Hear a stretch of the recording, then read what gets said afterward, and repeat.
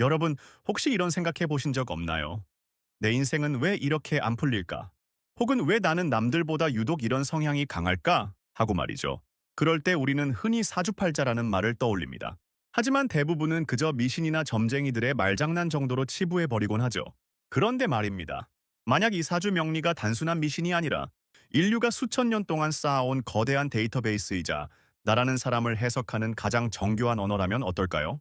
오늘 이야기는 여러분이 알고 있던 운명에 대한 고정관념을 완전히 박살 내버릴지도 모릅니다. 사주명리, 운명을 읽는 가장 오래된 언어에 대한 진짜 이야기를 지금 바로 시작합니다. 자, 우선 사주가 정확히 뭔지부터 짚고 넘어가야겠죠. 사주는 말 그대로 네 개의 기둥입니다. 여러분이 태어난 연, 월, 일, 시라는 네 가지 시간의 정보가 기둥처럼 서 있다는 뜻이죠. 그리고 그 기둥마다 위아래로 글자가 하나씩 붙어서 총 8글자가 됩니다. 이게 바로 그 유명한 사주팔자입니다. 재미있는 건 이 8글자가 단순한 숫자가 아니라는 거예요. 이건 당신이 이 세상에 첫 호흡을 내뱉는 순간, 우주라는 거대한 시스템 속에서 당신이 찍힌 좌표입니다. 이 스마트폰의 GPS 같은 거라고 생각하시면 이해가 빠를 거예요.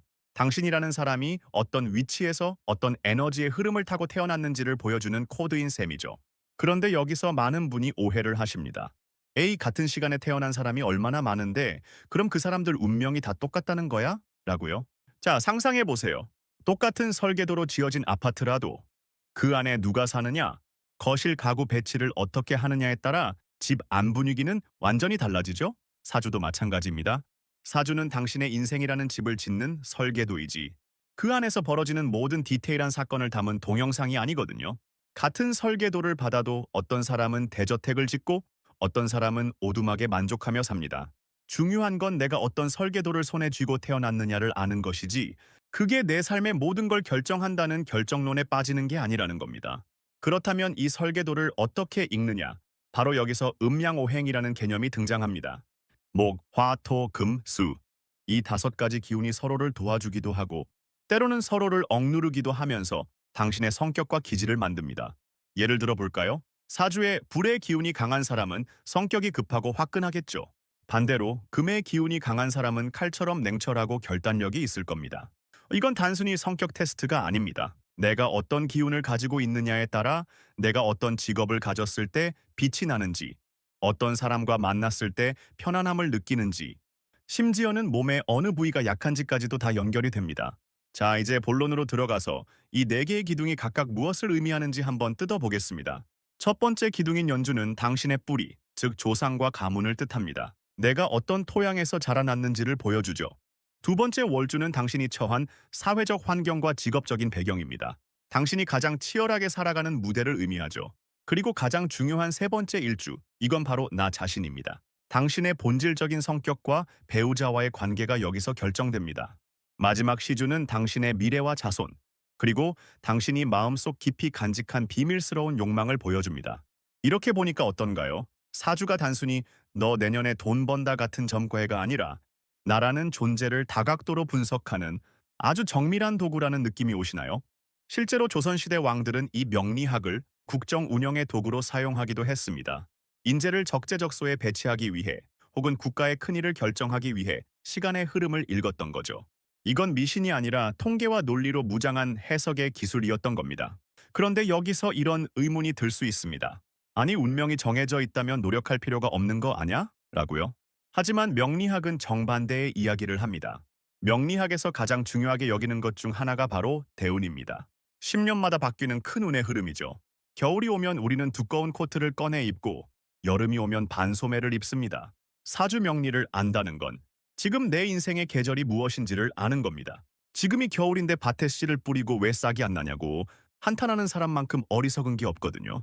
내 인생이 지금 겨울이라면 그때는 밖으로 나가 싸울 게 아니라 집안에서 실력을 닦으며 봄을 기다려야 합니다. 반대로 여름이 왔다면 누구보다 치열하게 땀 흘려 일해야 가을의 풍성한 결실을 볼 수 있겠죠.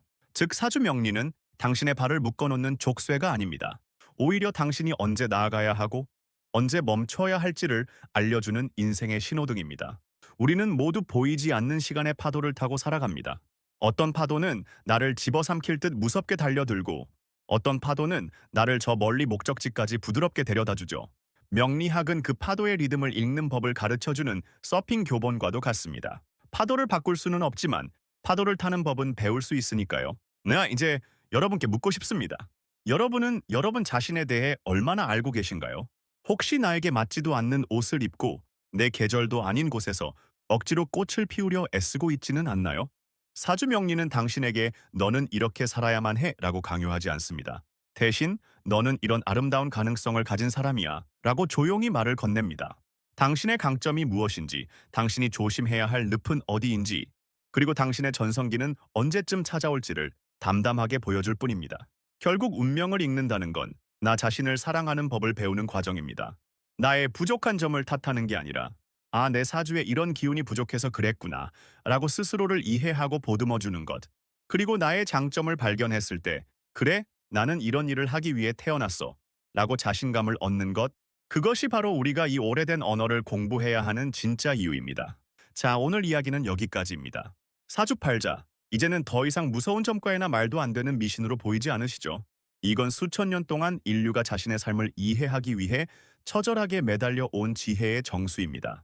오늘부터라도 여러분의 삶이라는 설계도를 한번 찬찬히 들여다보시는 건 어떨까요? 물론 그 설계도를 바탕으로 멋진 집을 짓는 건 오로지 여러분의 몫입니다.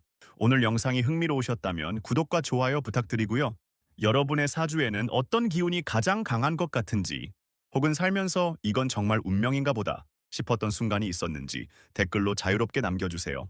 저는 더 재미있고 유익한 사주 이야기로 다시 돌아오겠습니다. 감사합니다.